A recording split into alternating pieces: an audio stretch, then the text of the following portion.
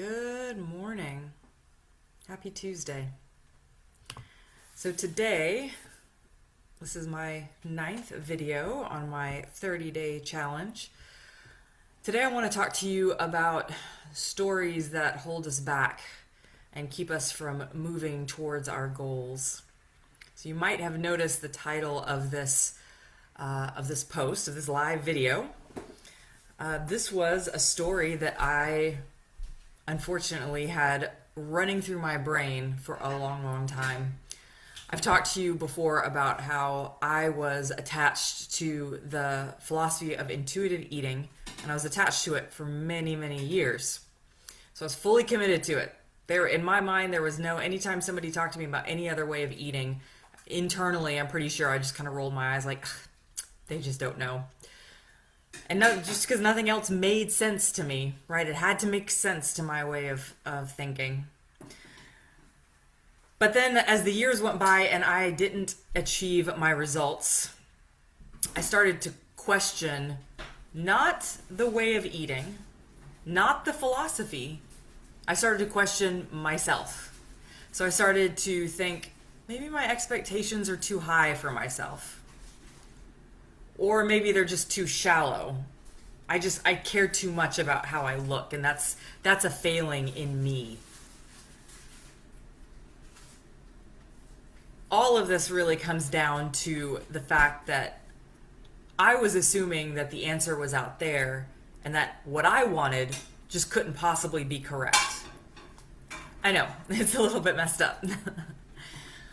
If you've ever listened to Brené Brown or done any kind of therapy, I think this is what they call a shame spiral. Because this turned into, okay, what I want can't be right. So maybe I'm bad because I can't get the results that I want. Maybe I'm worse for wanting those results.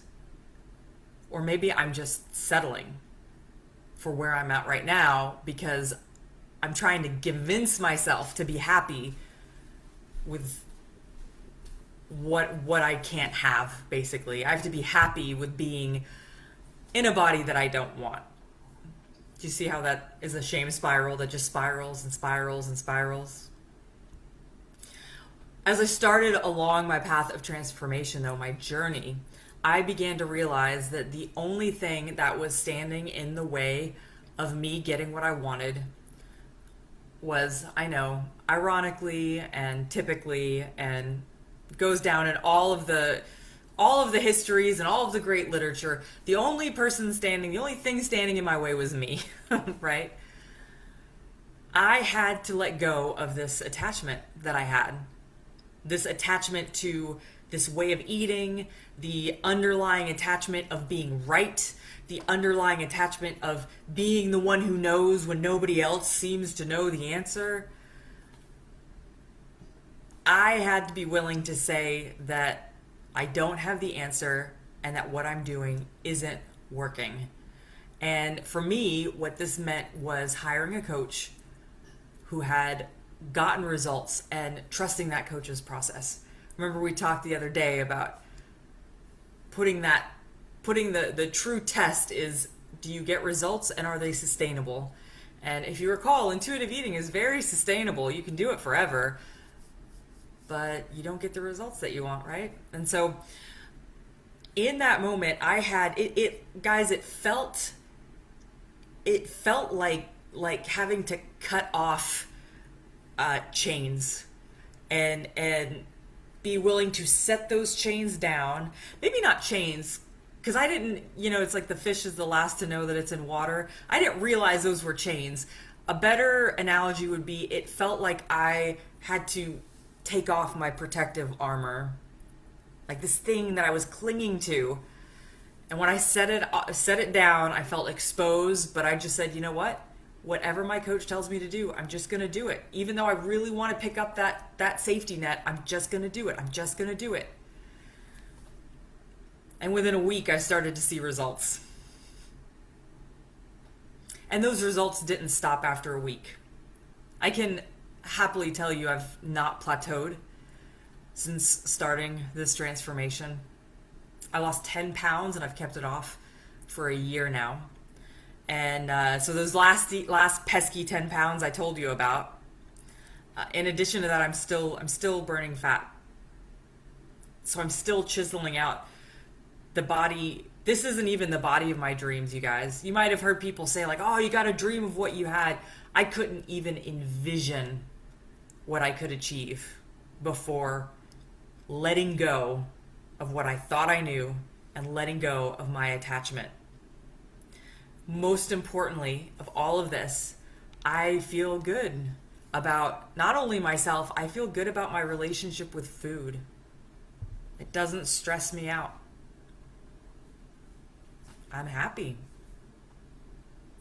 So the reason I'm sharing this with you today, my purpose, is I want to ask you to consider what attachments are or might be holding you back.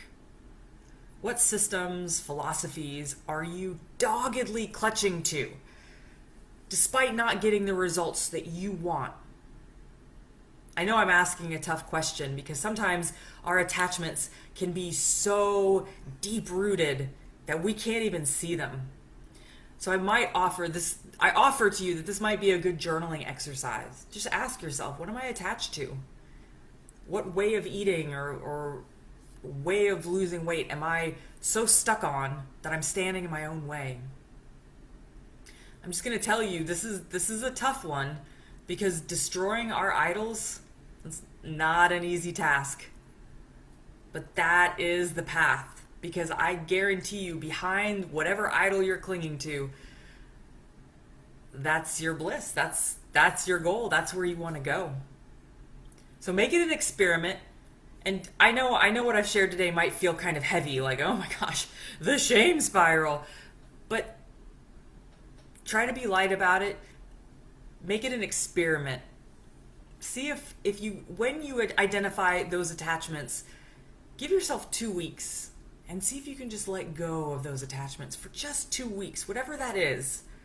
See if you can just put it aside. I know it sounds scary because it's your safety net. Again, I wasn't able to do it without having a coach there to be my safety net. And I'm happy to do that for you if you'd like. So let me know. But just give it a shot. Comment below. Let me know if any of this resonates with you. And then join me on Saturday at 11 a.m. We'll be talking more about how I got out of my weight loss rut, how you can get out of your weight loss rut, and how we can get you to that body of your dreams. So have a great Tuesday, you guys, and I will see you either at the gym or back here tomorrow. Bye now.